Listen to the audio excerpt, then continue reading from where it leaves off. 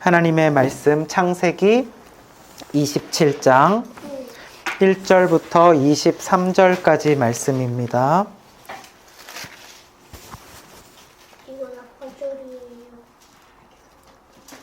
창세기 27장 1절부터 23절 말씀 1절부터 10절까지 함께 읽고 나머지는 말씀 시간에 같이 읽도록 하겠습니다. 오늘까지 이렇게 화면에 말씀 띄워드리고 다음 시간부터는 성경책으로 이렇게 직접 읽도록 할게요. 저와 여러분이 한 절씩 교독하고 마지막은 같이 읽겠습니다. 이삭이 나이가 많아 눈이 어두워 잘 보지 못하더니 맏아들 에서를 불러 이르되 내 아들아 하매 그가 이르되 내가 여기 있나이다 하니 이삭이 이르되 내가 이제 늙어 어느 날 죽을는지 알지 못하니 그런즉 내 기구 곧 화살통과 활을 가지고 들에 가서 나를 위하여 사냥하여 내가 즐기는 별미를 만들어 내게로 가져와서 먹게 하여 내가 죽기 전에 내 마음껏 내게 축복하게 하라. 이삭이 그의 아들 에서에게 말할 때에 리브가가 들었더니 에서가 사냥하여 오려고 들로 나가매 리브가가 내 아들 야곱에게 말하였는데 내 아버지가 내 형 에서에게 말씀하시는 것을 내가 들으니 이르시기를 나를 위하여 사냥하여 가져다가 별미를 만들어 내가 먹게 하여 죽기 전에 여호와 앞에서 내게 축복하게 하라 하셨으니 그런즉 내 아들아 내 말을 따라 내가 내게 명하는 대로 염소떼에 가서 거기서 좋은 염소 새끼 2마리를 내게로 가져오면 내가 그것으로 내 아버지를 위하여 그가 즐기시는 별미를 만들리니 내가 그것을 내 아버지께 가져다 드려서 그가 죽기 전에 내게 축복하기 위하여 잡수시게 하라. 아멘. 네, 오늘 말씀은요. 창세기 27장 1절에서부터 23절 말씀으로 야곱의 두 번째 이야기인데요. 잘못을 저지른 가족이라는 제목으로 말씀을 나누도록 하겠습니다. 우리가 신앙생활을 하면서 여러 가지 힘든 시간들이 있고 또 좌절하게 될 때들이 있습니다. 그런데 그 중에서 우리를 가장 좌절하고 넘어뜨리는 거는 제 경험으로 비추어 보면 외부적인 요인보다도 우리 신앙인의 내부적인 요인 때문인 경우가 많은 것 같아요. 답이 없어 보일 정도로 반복하게 되는 나의 어떤 죄 짓는 모습, 나는 왜 이렇게 약할까? 나는 왜 이렇게 같은 문제로 계속 반복해서 넘어질까? 입으로는 하나님의 자녀라고 고백을 하면서도 정작 삶의 모습을 보면 참 안타까운, 부끄러운 그런 나의 모습을 볼 때 이것이 어쩌면 우리 신앙생활에서 가장 넘기 힘든 산인 것 같아요. 그때 넘어지다 못해 주저앉아 버릴 때가 많이 있거든요. 그러나 다행히도 이렇게 답이 없어 보이는 우리의 신앙인들의 인생에 소망이 있습니다. 그 소망이 무엇인지 오늘 말씀을 통해서 한번 살펴볼 텐데요. 오늘 이야기는 우리가 잘 알고 있는 이 야곱과 이삭의 가족 이야기 중에서도 아주 유명한 이야기인데 이 스토리를 보면은 막장 드라마도 이런 막장이 없어요. 이 가족이 하는 짓을 보면은요, 그 한국 드라마는 아직까지 좀 덜 창의적이다. 이 서로 속고 속이고 배반하고 막 뒤통수 치고 이 아주 끔찍한 모습들을 보면 인간이 어디까지 추해지고 악해지고 이렇게 비겁해질 수 있는지 이걸 보게 돼요. 이게 하나님의 택한 백성들이란 말이에요. 중요한 인물들인데 그럼에도 불구하고 이 죄인들의 인생에 희망이 있다면, 소망이 있다면 그게 뭘까? 이것에 대해서 우리 한번 말씀을 통해서 살펴보도록 하겠습니다. 자, 지난 시간 말씀을 먼저 한번 복습을 하고 넘어가겠습니다. 이삭과 리브가가 결혼을 해서 이제 쌍둥이 형제를 낳았는데 형 이름은 에서, 그리고 쌍둥이 동생 이름은 야곱이죠. 네, 형은 붉고 털이 많고 그리고 사냥하기를 좋아했습니다. 그리고 아버지 이삭은 고기를 좋아했죠. 그래가지고 에서를 편애했었다라고 이야기를 했습니다. 그리고 야곱은 조용하고 장막에 거주하기를 좋아해요. 집안에서 이렇게 어머니와 근처에 있었기 때문에 이 리브가에게 또 편애를 받는 이런 가정의 분위기였습니다.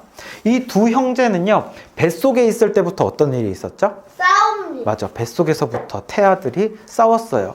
그때 고민이 돼서 리브가가 하나님한테 기도했을 때 하나님이 중요한 예언의 말씀을 하는데 이 아이들은 두 민족이다.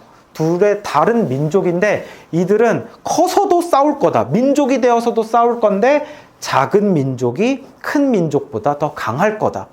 동생이 형보다 더 강할 거다. 그리고 형이 동생을 섬길 거다라고 이야기를 합니다.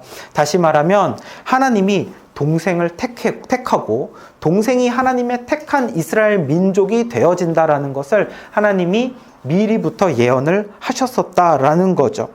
이런 가족에 어느 날 어떤 사건이 벌어집니다. 어느 날 사냥을 하고 돌아온 형 에서가 너무나도 배고프고 힘들 때 야곱이 팥죽을 요리하죠. 아마도 렌틸콩 스프였을 거다 이렇게 얘기를 했었죠. 그랬을 때 팥죽과 장자권을 바꿀 것을 동생 야곱이 요구하게 됩니다. 이때 형은 이 음식 한 그릇에 자신의 장남으로서의 권리, 장자권을 팔아 넘겨버립니다. 이 장자권은 다시 말하면 제사를 드릴 수 있는 제사권이면서 예배권이고 이것은 다시 말하면 하나님의 자녀로서의 권리다. 그러니까 이것이 얼마나 중요한 거예요. 이것을 그냥 소홀히 여겼다라는 것은 에서의 삶 속에서 그만큼 하나님을 소홀히 여겼다. 하나님을 가볍고 경히 여기는 망령된 자였다라고 지난 시간 말씀을 통해서 우리 배웠습니다. 자, 이제 오늘 이야기는 이들이 자라고 또 아버지 이삭도 늙어서 이제 죽을 때가 되어서 자녀들에게 축복해 줄 때 벌어지는 사건인데 그 사건이 있기 바로 직전에 또 짚고 넘어가야 될 이야기가 있어요. 그래서 그 이야기를 하고 넘어갈게요. 자, 한 장 앞으로 와서 26장입니다.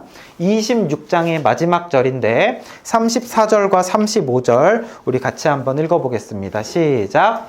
에서가 40세에 헷족 속 부에리의 딸 유딧과 헷족 속 엘론의 딸 바스맛을 아내로 맞이하였더니 그들이 이삭과 리브가의 마음에 근심이 되었더라. 아멘. 자, 야곱의 이제 이 이름을 먼저 쓰고 넘어갈게요. 이삭, 그리고 이삭의 아내 리브가, 그리고 둘이 결혼해서 낳은 형 에서, 그리고 동생 누굽니까? 야곱. 자, 그런데 이 중에서 먼저 형이 결혼을 합니다. 근데 형이 누구랑 결혼을 했다고 하냐면은요, 헷족 속 출신이에요. 헷족 속. 이름도 생소하죠? 헷족 속 출신의 유딧이라는 여자와 그리고 바스맛이라는 여자와 이렇게 결혼을 했다라는 이야기가 나옵니다. 헷족 속이라는 것은요, 이들이 지금 살고 있는 그 가나안 지역 근처에 살고 있는 사람들입니다. 그래서 가까이에 있는 여인들이었다라는 거예요. 그런데 하나님을 믿는 민족 입장에서 볼 때 이들은 누구입니까? 이방 여인들입니다. 이방 여인들이고 하나님을 믿지 않는 여자들과 결혼을 했다라는 겁니다. 이 하나님을 믿지 않는 여자들과 결혼을 했다라는 게 무엇을 의미할까요? 이 사람들이 지금 하나님을 믿는 가족들 아닙니까? 그러니까 하나님의 가정인데 이 하나님의 가정 안으로 무엇이 들어온 거예요?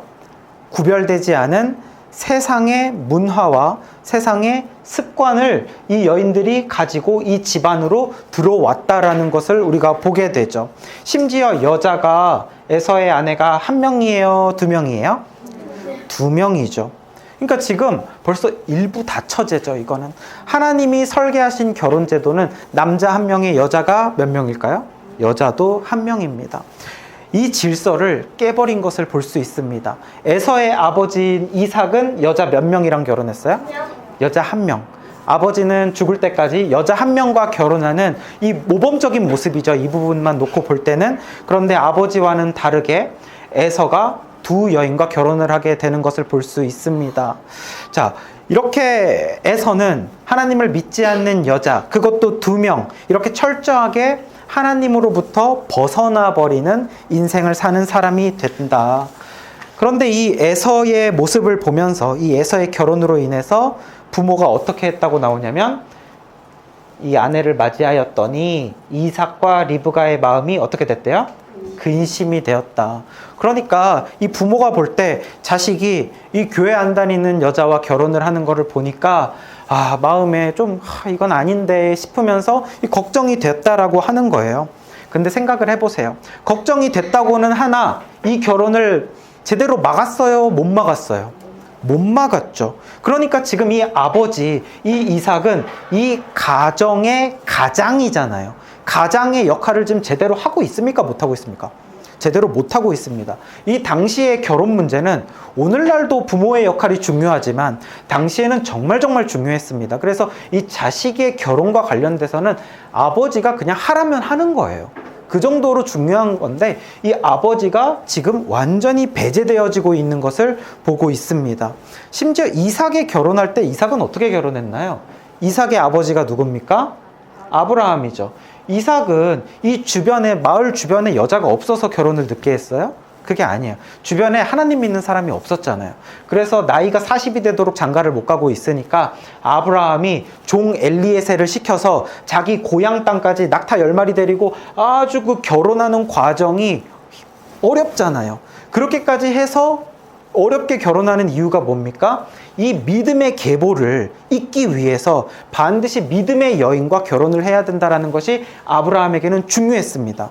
그래서 이 믿음의 가문, 믿음의 유산을 이어주기 위해서 아브라함은 자식의 결혼에 굉장히 신중했었다고요. 그래서 그렇게 이삭은 결혼이 되어졌는데 지금 이삭에서 한 대만 딱 내려가서 이게 완전히 깨져버린 것을 볼 수 있죠. 자식의 결혼 문제에 관해서 아버지 아브라함이 하던 모범을 보여주지 못하는 것을 볼 수가 있습니다. 사랑하는 여러분, 이것을 통해서 우리가 무엇을 알 수 있습니까? 여러분에게 주신 하나님이 주신 믿음의 유산, 그 선물을 여러분도 여러분의 자녀들에게 또 자녀의 자녀들에게 이 믿음의 유산을 대대손손 잘 물려주는 여러분들이 되시기를 바랍니다. 제가 어렸을 때부터 한 초등학교 때 정도인 것 같은데 그때부터 저희 어머니가 저에게 하신 말씀이 있어요. 민서가 나는 이미 너에게 유언을 할게. 근데 저는 어렸을 때 유언? 그거 죽기 전에 하는 건데 왜 엄마가 벌써 유언을 하지? 약간 두려운 느낌이었는데 나는 이미 너한테 유언을 할 거야. 그리고 그 유언은 바뀌지 않을 거야. 그게 뭐냐면 너의 자녀의 자녀가 예수를 잘 믿게 해라. 저는 이미 아직 초등학생밖에 안 됐는데 그 유언을 들었어요. 그러면서 어머니가 하는 말씀이 그것보다 중요한 게 없어. 너의 자녀와 그 자녀의 자녀까지 예수를 잘 믿게 하고 그리고 하나님 품에 안기는 거야. 라고 하는 거죠. 그러니까 저는 이제 어머니의 유언을 지키려면 소망이가 예수님을 잘 믿게 해야 됩니다. 그리고 또 소망이의 자식까지도 예수님을 잘 믿게 해야 돼요. 이거는요, 제대로 된 교육만 가지고 되는 게 아니라 내가 믿음의 유산을 어떻게 지키면서 살아가는지 자녀에게 보여줘야 돼요. 그래서 이것이 얼마나 중요한지 자식이 보고 배우고 가르치고 그래서 그것을 나처럼 내 자식도 예수를 믿게 만들어야 그래야 내 자식의 자식도 또 예수를 그렇게 믿는 거죠. 이 한 문장에 이 중요한 것이 다 들어있었고 어머니의 유언은 그것보다 이 삶을 살아가는데 중요한 게 없더라. 하나님이 나를 이 땅에 살아가게 하시면서 이 땅에 사는 동안 그렇게 나 하나님 잘 믿고 자식 다음 세대에 잘 믿음의 유산을 물려주는 것 이것이 중요하다. 이 유언을 그때 하시고 지금까지도 바꾸시지 않으셨죠. 그래서 여러분도 그것이 정말 중요하다라는 것을 아셨으면 좋겠어요. 하지만 이 이삭은 벌써 한 대 만에 실패한 것을 보게 됩니다. 첫째 아들의 결혼 문제를 제대로 다스리지 못했고 그래서 결국 아들이 믿음이 없어지니까 믿음 없는 에서가 믿음 없는 여자들과 결혼하는 것을 보게 됩니다. 이 가정에 전혀 이 세상적인 하나님과 관련 없는 것들이 가정에 들어오고 있다. 그만큼 지금 아버지는 고기 좋아하는 이삭의 신앙에 문제가 조금 있다. 이런 것을 알 수 있습니다. 자, 이제 1절에서부터 4절까지 우리 같이 한번 읽어보겠습니다. 1절부터 시작. 이삭이 나이가 많아 눈이 어두워 잘 보지 못하더니 아들 에서를 불러 이르되 내 아들아 하니 그가 이르되 내가 여기 있나이다 하니 이삭이 이르되 내가 이제 늙어 어느 날 죽을는지 알지 못하니 그런즉 내 기구 곧 화살통과 활을 가지고 들에 가서 나를 위하여 사냥하여 내가 즐기는 별미를 만들어 내게로 가져와서 내가 죽기 전에 내 마음껏 내게 축복하게 하라. 아멘. 자, 말씀이 시작하는 1절을 딱 보면 이삭이 나이가 많아 눈이 어두워 잘 보지 못하더니 이렇게 말씀이 시작하죠. 눈이 어두워졌다라고 이야기를 합니다. 근데 나이가 많아서, 그러니까 노화가 돼서 육체의 눈이 육체적인 시력이 약화가 됐다라고 이야기를 했습니다. 근데 지난 시간에도 이야기를 했듯이 성경에서 이 육체의 눈, 육적인 눈과 영적인 눈의 관계는 아주 밀접하다라고 이야기를 했었죠. 그러니까 지금 이삭은 육적인 눈도 약해지면서 영적인 눈도 같이 약해졌다라는 것을 볼 수가 있어요. 성경에 이러한 것과 관련된 내용은 사실 셀 수 없이 많은데 소돔과 고모라 이야기를 한번 기억해 볼까요? 소돔과 고모라에 천사들이 찾아왔었죠. 심판을 하기 위해서. 그때 롯은 그 천사들을 알아봤어요? 못 알아봤어요? 천사들을 알아보고 집으로 초대를 해서 대접을 합니다. 근데 그 소돔 땅에 살고 있었던 그 소돔의 주민들은 천사들을 알아봤을까 못 알아봤을까요? 못 알아봤어요. 하나님으로부터 온 자인지 못 알아봐서 그 앞에 가가지고 막 내놓으라고 했었죠. 자, 이렇게 그 소돔 땅에 살고 있는 사람들의 영의 눈이 멀어져 있는 것을 보고 결국 천사들이 그들의 육의 눈도 멀게 합니다. 그들을 다른 방법으로 심판할 수도 있죠. 근데 눈을 멀어버리게 심판한다라는 거. 영의 눈과 육의 눈의 관계를 보여주죠. 또 우리가 잘 아는 신약의 사도 바울의 이야기를 한번 이야기해보면 사도 바울이요. 예수님 만나기 전에 그는 예수 믿는 사람을 핍박하던 사람이었어요. 그래서 그날도 예수 믿는 사람을 잡으러 다메섹이라는 곳에 가기 위해서 막 말을 타고 가고 있었습니다. 다메섹 도상이라고 표현하는데 다메섹 가는 길에 갑자기 하나님을 만나게 됩니다. 그래서 바울이 어떻게 되게 해요? 하나님을 만나는 순간 눈이 멀어버려요. 바울의 눈이 멀어버려서 주여 누구이십니까? 하니까 바울아 나는 너가 핍박하는 예수다 라면서 예수님을 만나게 되고 눈이 먼 바울이 예수님을 만나고 자신이 회개하고 예수님에 대해서 모든 것을 깨달았을 때 나중에 이제 육의 눈도 깨끗해지는 것을 보게 됩니다. 이처럼 성경은 영의 눈과 육의 눈의 관계를 굉장히 밀접하게 연결을 짓고 눈은 중요한 의미를 가지는데 지금 오늘 본문이 시작할 때 첫 문장이 뭐예요? 이삭이 눈이 어두워서 잘 보지 못한다라고 시작을 하고 있는 거죠. 나중에 여러분들이 이제 말씀을 조금 연구하다 보면 알게 되시는 것이 뭐냐면 한 장의 1절이 중요합니다. 1절은 보통 그냥 첫 번째 사건을 이야기하는 게 아니라 그 장에 어떤 주제가 되는 핵심 문장이 복선처럼 깔려 있어요. 근데 지금 보면 1절이 이삭이 눈이 어둡다라는 것이 시작한다라는 것은 이것은 앞으로 벌어질 일은 이삭이 눈이 어두워서 벌어진 일입니다 라는 것을 보여주는 것이죠. 자, 그래서 여러분 이것을 통해서 내 가정도요, 또 나의 삶과 나의 주변도요, 내 영적인 시력이 어두워지고 내가 영의 눈이 어두워져서 하나님에 대해서 잘 보지 못하고 있을 때 어떤 문제들이 일어나는가, 많은 어려움들이 일어날 수 있구나 라는 것을 이것을 통해 우리가 깨닫게 되죠. 자, 그렇게 돼서 이제 이삭이 영의 눈이 약해졌을 때 영의 눈, 다른 말로 하자면 영적 분별력이라고도 할 수 있을 것 같아요. 영적으로 무엇이 옳은지 무엇이 틀린지 구분하지 못하는 영적 분별력이 약해져 버린 이삭으로 인해서 어떤 일들이 생겼었고 또 어떤 일들이 앞으로 생기냐. 첫 번째는 뭐였냐면은 이거로 인해서 에서가 불신자와 결혼을 했었죠. 불신자와 결혼을 하죠. 이방 여인과 결혼을 했습니다. 아들이 벌써 부모가 신앙적으로 엇나가니까 큰아들이 신앙적으로 엇나가고 있다. 이것이 첫 번째가 되고요. 두 번째, 그럼에도 불구하고 놀랍게도 이삭은 에서만을 사랑합니다. 에서만을 특별히 더 사랑합니다. 왜 그랬다고 했어요? 에서가 고기를 잘 잡아와가지고 그거를 먹게 한 것도 있었지만 이 에서가 큰아들이기 때문에 유독 더 사랑한 것도 있어요. 그래가지고 이제 오늘 본문을 보면 에서에게 모든 복을 다 축복을 하려고 합니다. 그래서 나중에 사실 에서가 아니라 속아서 누가 축복을 받죠?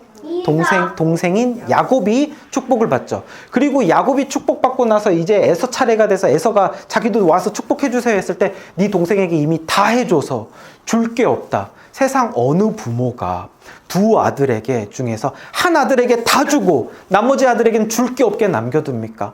나중에 보면요, 12아들이 있어도 그렇게 축복하지 않아요. 12아들에게 나눠줘서 축복을 하죠.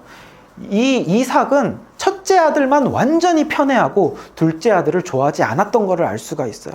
이렇게 에서만을 편애하고 사랑했던 거, 이것은요 아주 또 큰 죄랑 연결이 되는데 뭐냐면 하나님의 계시보다 세상의 순리를 지금 따르고 있는 것을 보게 됩니다. 왜냐면은요, 이 가정에 이미 이들이 뱃속에 있을 때 하나님의 계시가 있었어요. 그게 뭐냐면 하나님은 둘째를 택하셨다라는 거. 하나님은 둘째, 작은 자 야곱을 더 중요하게 여기신다라는 것을 분명히 이 가정에 말씀을 주셨었죠. 그런데 지금 이삭은 그것을 모른 척하는 것인지 늙어서 잊어버린 건지 모르겠지만 어쨌든 기억하고 있지 않습니다. 그리고 지금 무엇을 더 중요하게 생각하냐면 세상의 순리죠. 세상의 순리는 무조건 첫째예요. 무조건 첫째가 이 축복을 받아야 돼요. 장자니까 더 사랑받는 것은 당연합니다. 세상의 순리대로 그렇게 그냥 남들 사는 것처럼 살고 있는 이삭이었다라는 것을 보게 되죠. 자, 이제 세 번째로 뭐냐면은 얼마나 영적 분별력이 약해졌는지 말씀을 보면은요, 3절을 보면 이게 지금 이삭이 첫째 아들한테 하는 말이에요. 너가 화살과 활을 가지고 들에 가서 뭘 하래요? 나를 위하여서 사냥을 해라. 그리고 내가 즐기는 별미를 만들어라 라고 이야기를 합니다. 다시 말하면 뭐예요? 나를 위해서 사냥해서 내가 즐기는 별미를 만들면 내가 죽기 전에 너에게 축복을 해줄게. 축복을 해주는데 축복에 무엇을 겁니까? 조건을 겁니다. 축복의 조건으로 별미를 요구하고 있습니다.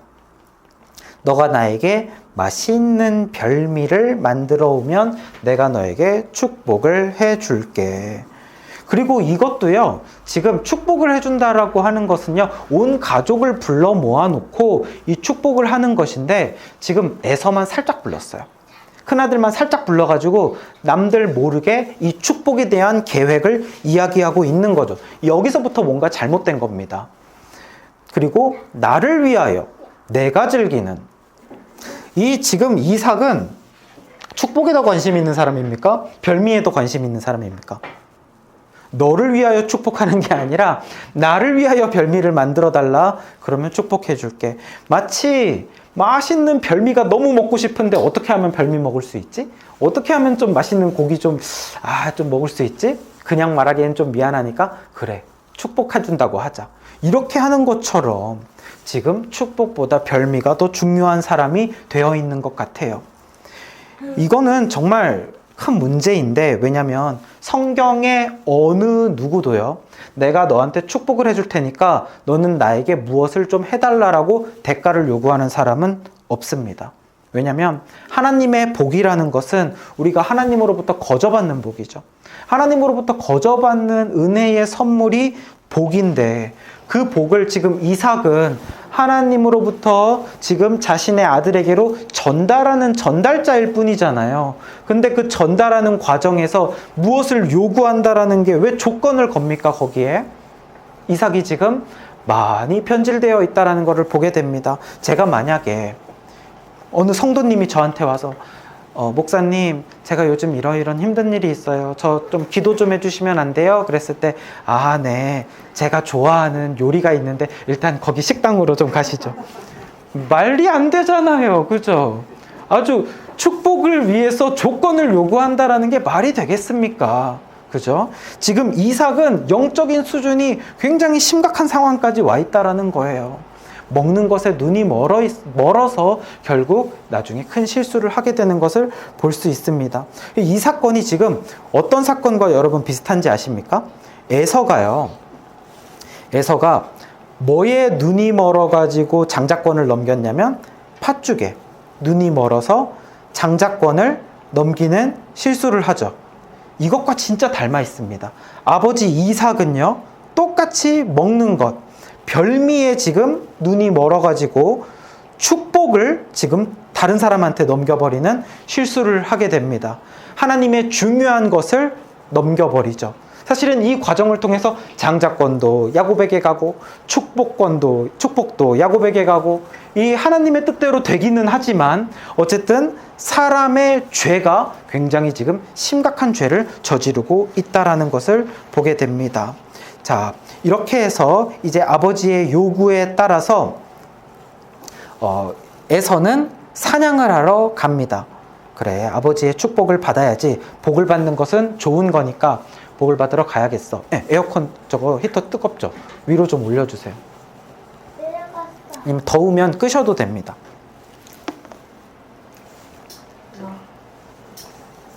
사냥을 하러 떠나고 마침 그것을 이 아버지와 장자 에서와의 이 축복 계획을 엿들은 엄마가 있었어요. 엄마 리브가가 이것을 보고 음모를 꾸밉니다. 음모. 무슨 음모냐면 자신의 남편 이삭과 자신의 큰아들 에서를 속이고 자기가 좋아하는 둘째 아들이 축복을 대신 받도록 음모를 꾸미는 거예요. 그러면서 야곱을 불러서 뭐라고 얘기하냐면, 야곱아, 너는 나한테 염소 새끼 2마리를 잡아와라. 그러면은 내가 네 아버지가 좋아하는 음식은 내가 잘 알아. 그러니까 이 염소 새끼 2마리로 그 요리를 할게. 그러니까 평소에 하지 않는 요리를 하는 거예요. 우리도 명절이나 특별한 날에 평소 안 하는 뭐 갈비찜이라든지 맛있는 요리 하잖아요. 그런 거를 하겠다라는 거예요. 근데 여기서 염소로 요리하는 것도 뭔가 있어요. 왜냐하면 당시에 흔한 음식 재료 중에 양도 있고 염소도 있고 송아지도 있죠. 좋은 요리는 송아지를 잡을 수도 있잖아요. 근데 염소를 잡은 것은 뭘 의미하냐면 염소 고기가 사실은 조금 질깁니다. 그러니까 이 에서가 들에 나가서 들에서 뛰는 아주 건강하고 근육 탄탄한 고기로 잡아온 그 고기와 비슷한 질감의 요리를 만들려면 사실은 염소를 가지고 맛있는 요리를 만들어야 되는 거예요. 그래서 이렇게 지금 리브가는 계획적으로 염소를 잡아와라. 그러면 내가 질기지만 맛있는 요리를 만들겠다 하는 거예요. 그래서 이것을 가지고 너가 형 오기 전에 미리 들어가서 형 대신 축복을 받아라 라고 이야기를 하는 겁니다. 자, 리브가는 대체 왜 이런 누가 시키지도 않은 음모를 벌이는 걸까요? 이 단지 둘째 아들 야곱을 너무 좋아해가지고 이런 것을 할 수 있을까요? 리브가는요, 사실은 하나님의 예언을 성취하려는 의도로 그랬을 것 같아요.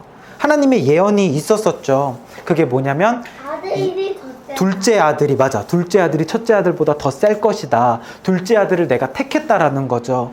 그러니까 이 리브가는 이 둘째 아들에게 장자의 축복이 가게 하려고 지금 이것을 기억해서 했을 거예요. 그럼 어떻게 보자면 엄마 리브가가 아빠 이삭보다 좀 나은 면이 있죠. 좀 나은 면이 있어요. 왜냐면 하나님이 하셨던 말씀을 기억하고 있잖아요. 그리고 그 말씀대로 둘째 아들에게 복이 가게끔 지금 하고 있는 거를 볼 때 어떻게 보면 엄마가 조금 더 아빠보다는 나은 면이 있다고 볼 수도 있겠지만, 그러나 방법이 잘못됐다라는 거예요. 남편을 속입니다. 그리고 큰아들을 속입니다. 이 일로 인하여서 큰아들인 에서와 둘째 아들인 야곱은 평생 원수가 됩니다.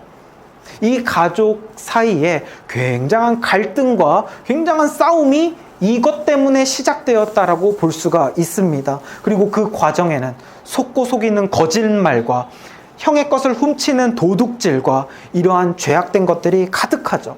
그래서 여러분, 어떤 경우에서도 결과가 그 방법을 정당화시킬 수는 없다, 이것을 알 수가 있어요. 만약에 리브가가 이러한 방법을 통해서 리브가와 야곱이 이런 꿍꿍이를 하지 않았더라면 아마도 하나님은 다른 방법을 통해서 야곱에게 그 장자의 축복이 가게끔 하셨을 거예요.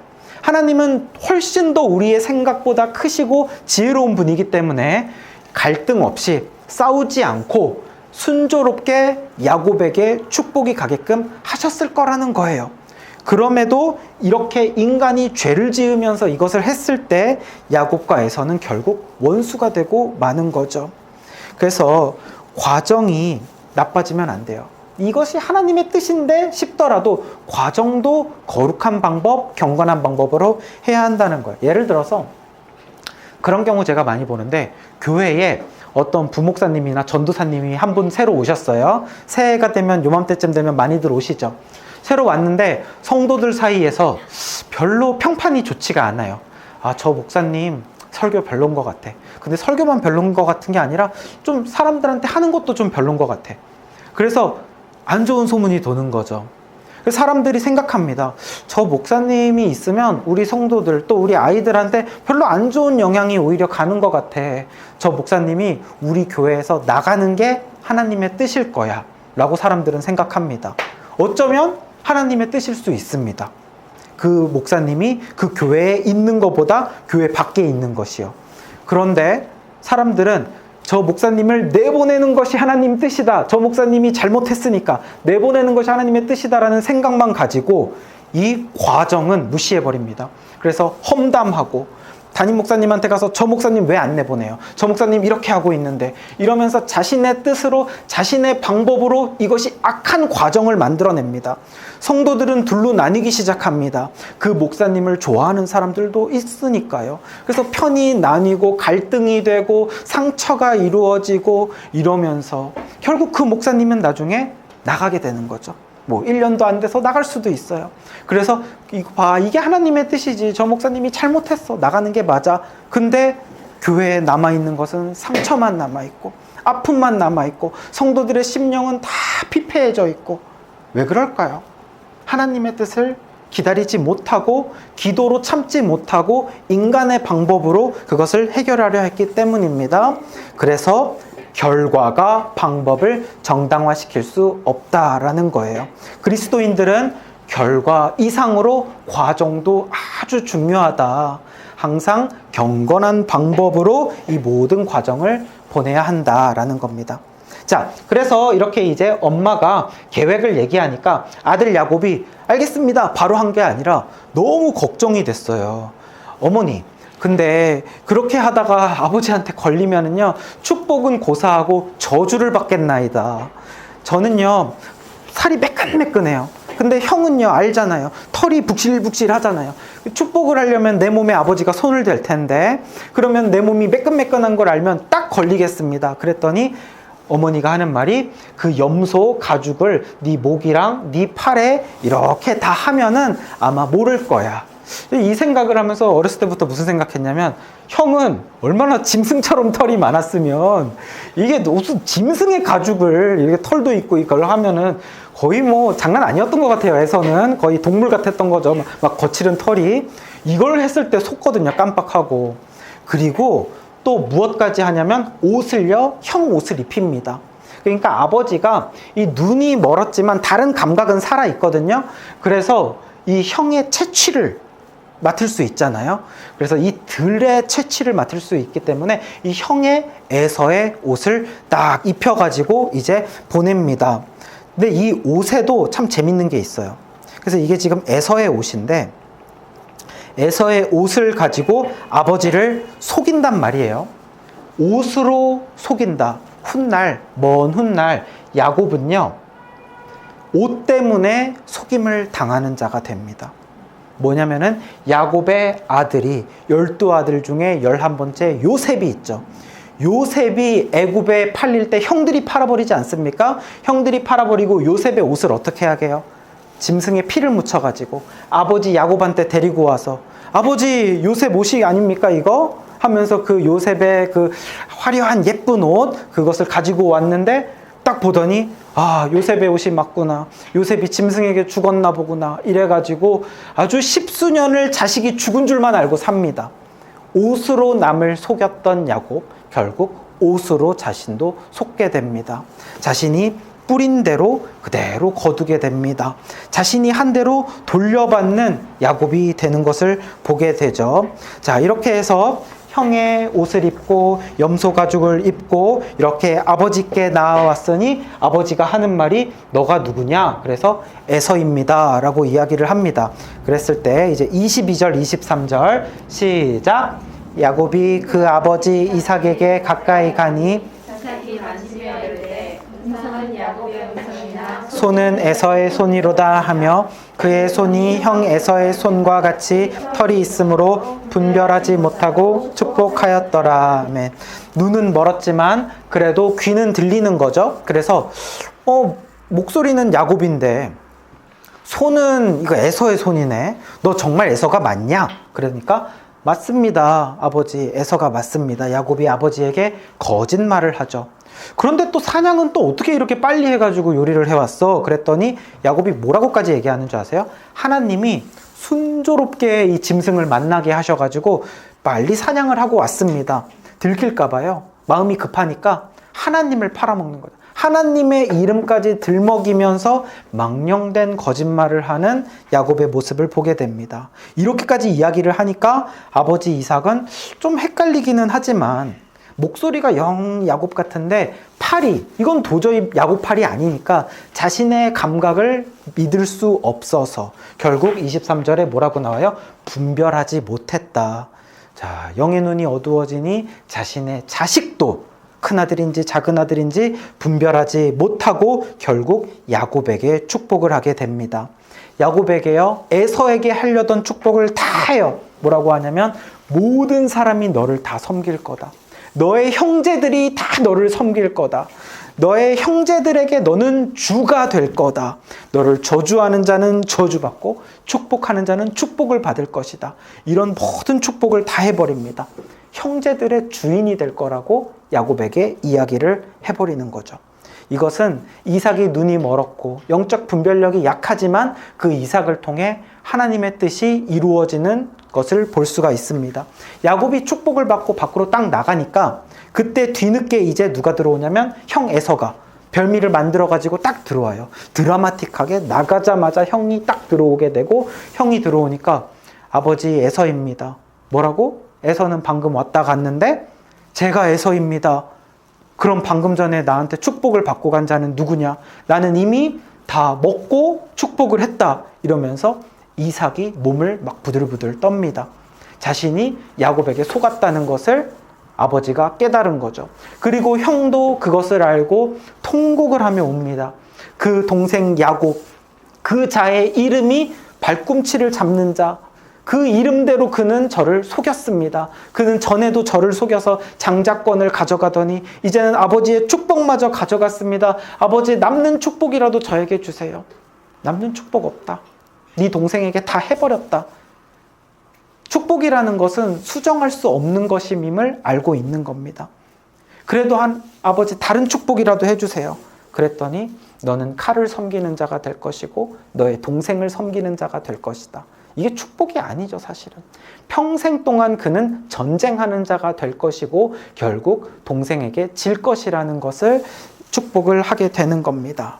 자, 이 믿음의 가정에 벌어진 막장 스토리보다 더한 이야기를 들을 때 참으로 씁쓸하죠.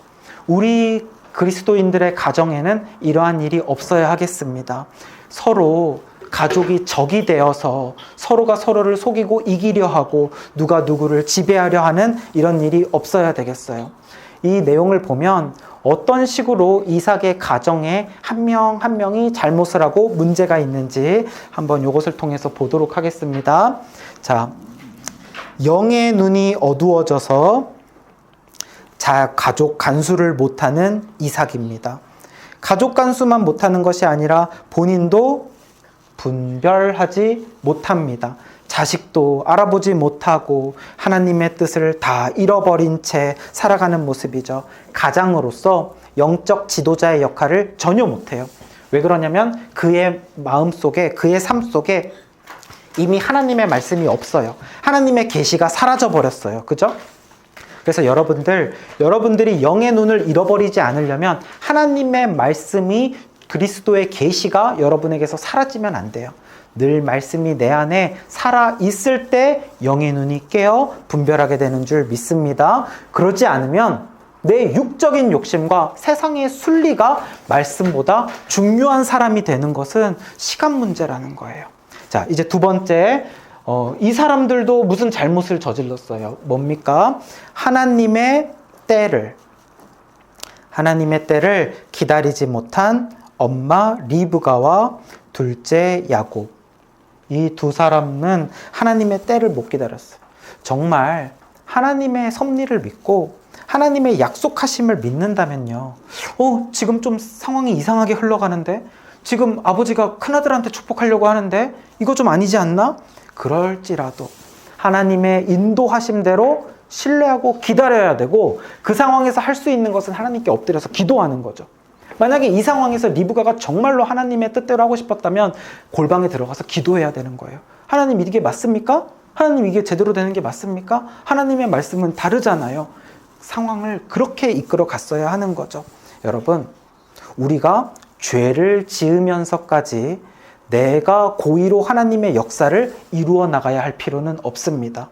기다려야 하고 기도해야 합니다. 그러지 않는다면 우리는 하나님의 이름을 핑계대고 내 욕심을 채우게 되는 경우가 참 많다라는 거예요.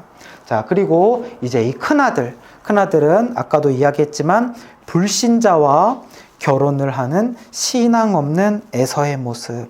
에서는 이미 크리스찬의 정체성을 다 잃어버린 사람입니다.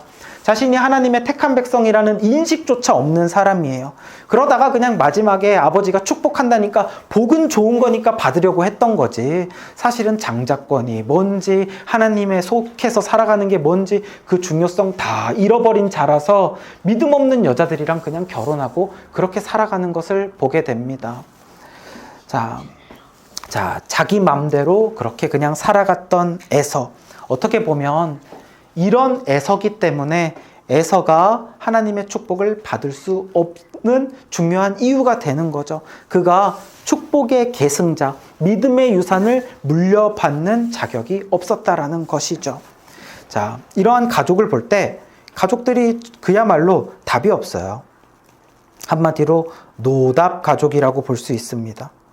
이런 노답 가족 보면서 그럼에도 불구하고 놀라운 사실이 있는데, 그거는 뭐냐면, 그럼에도 이 가정 가운데 하나님이 처음에 주셨던 하나님의 말씀이 있죠.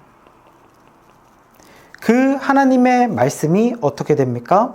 변함없이 하나님의 역사는, 하나님의 계획은 흘러가고 성취된다 라는 것을 보게 됩니다. 두 형제가 뱃속에 있을 때부터 하나님께서 하셨던 말씀, 그 하나님의 뜻은요, 이루어지는 거예요. 조용히 하나님은 일하십니다. 하나님의 말씀은 틀린 것이 없어요. 이게 뭐냐면 인간의 죄와 어리석음으로 가득한 가족들의 이야기임인데, 그렇다고 해서 이 가족들이 파멸되는 게 아니라, 그럼에도 하나님의 말씀대로 선택받은 자는 그 은혜를 가지고 갈 수 있다라는 거예요. 하나님의 은혜 안에 거한다라는 거죠. 사랑하는 여러분, 제가 말씀 시작할 때 이야기했죠. 나의 모습을 보면 정말 답이 없어 보이는 나의 인생에 소망이 있다면 그것이 무엇일까? 소망이 있다면 하나님의 말씀은 변함없다라는 사실, 그 사실만이 나에게 소망이 되는 거예요. 이삭도 죄인입니다.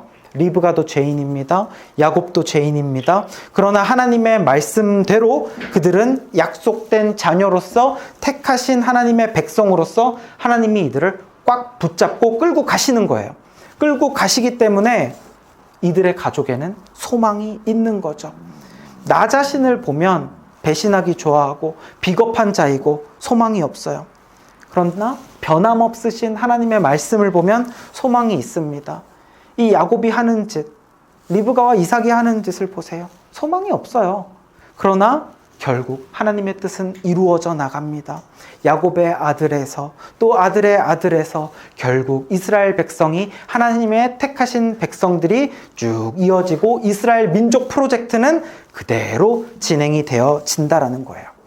그래서 우리의 삶에 소망이 있는 까닭은 다름이 아니라 아까 우리 함께 찬양 불렀던 것처럼 크신 계획 다 볼 수 없어도 작은 고난에 지쳐도 주께 어떻게 된다고 하죠? 주께 묶인 나의 모든 삶, 주님께서 나를 꽉 묶고 계시니까, 꽉 붙잡고 계시니까 버티고 견디게 하시네. 내가 하나님께 매달려서가 아니라 하나님이 나를 묶고 계셔서, 하나님이 나를 붙잡고 계시기 때문에 나의 삶에 소망이 있는 줄 믿습니다. 그래서 나를 볼 땐 희망이 없고 나를 볼 땐 좌절하고 한숨하지만 하나님을 볼 때 우리는 다시금 주님을 보며 신뢰하고, 그래요, 내가 주님 때문에 살아갈 수 있습니다. 주님 아니면 내가 살아갈 수 없습니다. 호흡마저도 주님의 것입니다. 주님만이 나의 소망입니다. 나를 볼 땐 한숨밖에 안 나오지만 창조 이전에 택하신 하나님, 나를 끝까지 하나님의 품에 갈 때까지 나를 인도하실 줄 믿습니다. 나의 가족을, 믿음의 유산을 대대로 흘려보내시는 것은 내가 잘해서가 아니라 하나님의 사랑 때문입니다. 하나님의 은혜 때문입니다. 이 믿음 가지고 여러분들 영적 분별력 지키시면서 믿음의 삶 살아가는 여러분들 되시기를 주님의 이름으로 축복합니다. 자, 우리 말씀 기억하면서 같이 찬양 부르고 또 기도하는 시간 갖겠습니다. 우리는 은혜 아니면 살아갈 수 없는 자들입니다. 우리 같이 찬양 부르겠습니다.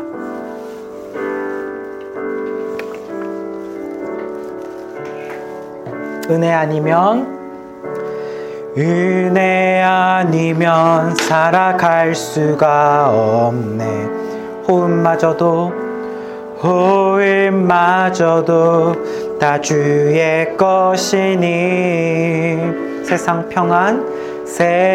평안과 위로 내게 없어도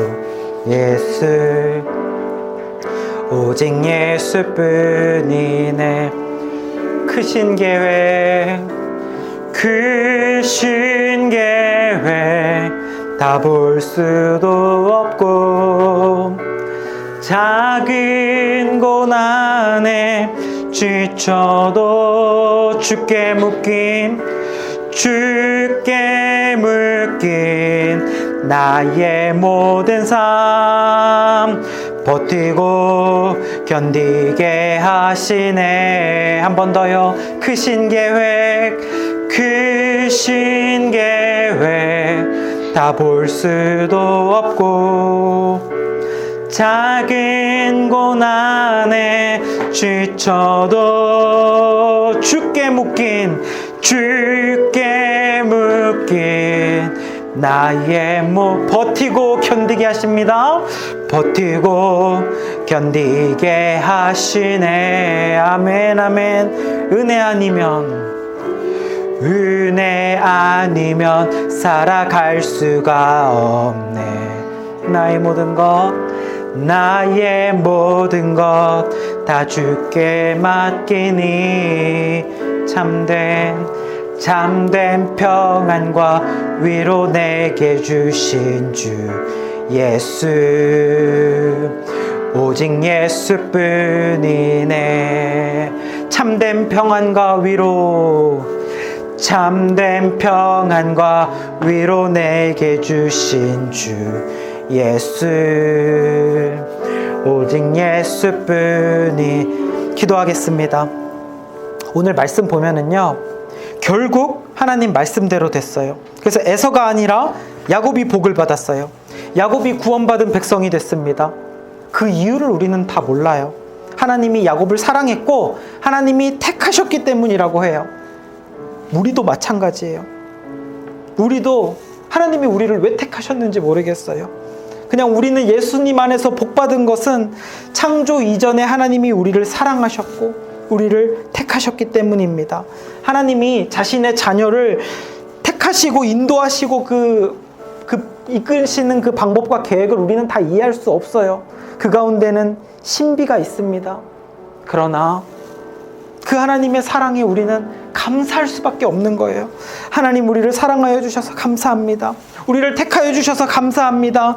그 하나님을 신뢰하며 이제는 구원받은 백성으로 살아가오니 주여 아버지, 나에게 주신 이 믿음의 유산대로 나도 하나님 잘 믿고 살아가고 나의 자녀의 자녀에게로도 이 믿음의 유산을 잘 물려주는 믿음의 가정 되게 하여 주시옵소서. 그리고 나의 부족함을 바라보는 것이 아니라 하나님을 바라보며 예수 그리스도 십자가를 바라보며 거기에 소망이 있음을 붙잡고 신뢰하며 살아가는 우리들 되게 하여 주시옵소서.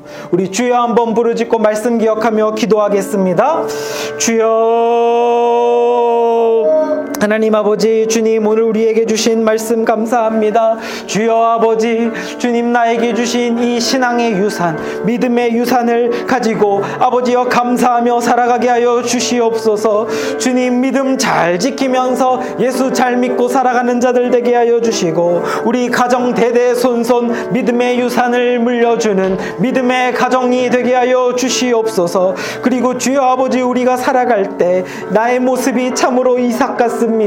나의 모습이 참으로 야곱 같습니다. 주여 아버지여, 죄를 지으며 살아가고 비겁하게 살아가고 배신하며 살아가는 부족한 나의 모습을 볼 때 나의 삶에는 소망이 없습니다. 그러나 아버지, 주님을 바라보며 살아가게 하여 주시옵소서. 주님을 바라볼 때 소망이 있고 주님을 바라볼 때 희망이 있고 내 삶이 긍정이 되고 내 삶에 희망이 있음을 다시 한번 고백합니다.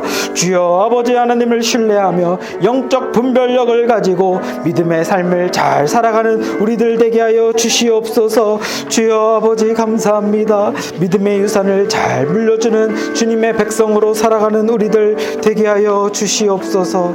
아버지 하나님, 사랑의 하나님 감사합니다. 하나님 아버지, 내가 무엇이간데 하나님 나를 택하여 주셨습니까? 나에게 예배권을 주시고 하나님의 자녀된 권리를 주심을 감사를 드립니다. 아버지, 나에게 주신 이 믿음의 선물, 나의 자녀에게도 그리고 자녀의 자녀에게까지 이 믿음의 유산을 잘 물려주는 믿음의 가정, 하나님의 복된 가정 되게 하여 주시옵소서. 그리고 나의 모습이 참 야곱 같습니다. 나의 모습이 참으로 이삭 같고 리브가 같아요. 내 욕심에 이끌려서 하나님 바라보지 못하고 내 뜻과 세상의 순리대로 살아가는 때가 얼마나 많은지 모릅니다. 나를 바라볼 때 소망이 없으니 하나님 바라보며 변함없는 하나님의 말씀 붙잡고 살아가는 우리 모두가 되게 하여 주시옵소서. 감사드리며 거룩하신 예수님의 이름으로 기도합니다. 아멘.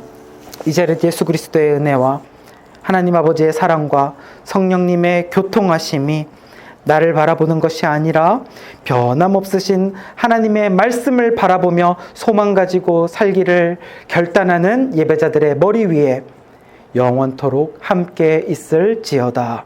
아멘.